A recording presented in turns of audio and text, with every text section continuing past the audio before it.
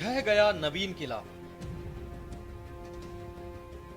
लोकसभा चुनाव के नतीजों के साथ ओडिशा विधानसभा चुनाव के परिणाम बदले सियासी ट्रेंड का नतीजा माना जा रहा है। अब सियासत का ट्रेंड पक्षधर्मिता का है, जबकि नवीन पटनायक न्यूट्रल राजनीति का हिस्सा बने रहे।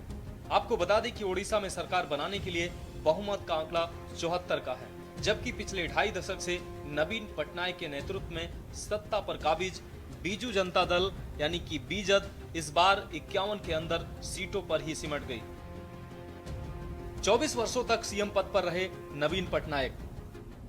आपको बता दें कि नवीन पटनायक साल 2000 में पहली बार ओडिशा के मुख्यमंत्री बने थे। इसके बाद लगातार 24 वर्षों तक वे ओडिशा के सीएम के तौर पर कार्यरत रहे। सिक्किम के पवन कुमार चामलिंग के बाद नवीन पटनायक दूसरे ऐसे मुख्यमंत्री हैं जो 24 वर्षों तक सीएम पद पर बने रहे। ओडिशा के मुख्यमंत्री बनने से पहले वह बीजद के अध्यक्ष और केंद्रीय इस्पात और खनन मंत्री के पद पर भी काम कर चुके हैं। 2019 के विधानसभा चुनाव में बीजद अकेले 113 सीटें जीती थी। प्रदेश में हाशिए पर चल रही कांग्रेस पिछले चुनाव से कुछ सीटें ही बढ़ा पाई, वो तीसरे नंबर पर रही, सिर्फ 14 के करीब सीटों पर बढ़त ले सकी।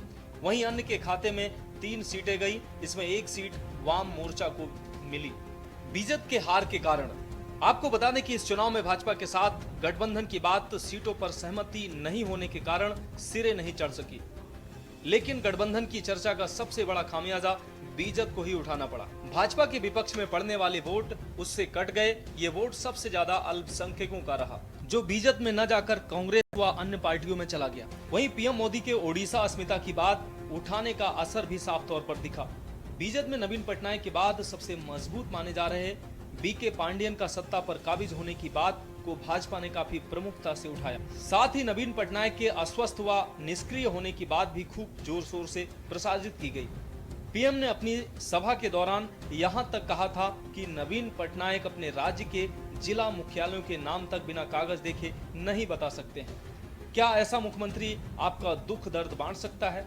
उनकी जगह कोई और शासन चला रहा है जो ओडिया नहीं है। दरअसल ये बात इतनी तेजी से फैली कि बीच चुनाव में 2 बार नवीन पटनायक को खुद मीडिया के सामने आकर सफाई देनी पड़ी और बताना पड़ा कि वह पूरी तरह स्वस्थ हैं और किसी के रिमोट कंट्रोल से नहीं चल रहे हैं। गौरतलब है कि पहली बार भाजपा इतनी आक्रामकता के साथ ओडिशा में चुनाव लड़ी। इससे पूर्व नवीन पटनायक के साथ भाजपा का शुरू से ही संबंध सौहार्दपूर्ण और सहज रहा है। दोनों पार्टियां समय समय पर एक दूसरे के साथ खड़ी दिखी हैं। नवीन पटनायक के मुख्यमंत्री बनने के बाद 2009 तक भाजपा व बीजद के बीच गठबंधन की सरकार ओडिशा में चली, लेकिन उसके बाद राहें जुदा हो गईं। स्पेशल डेस्क के न्यूज इंडिया।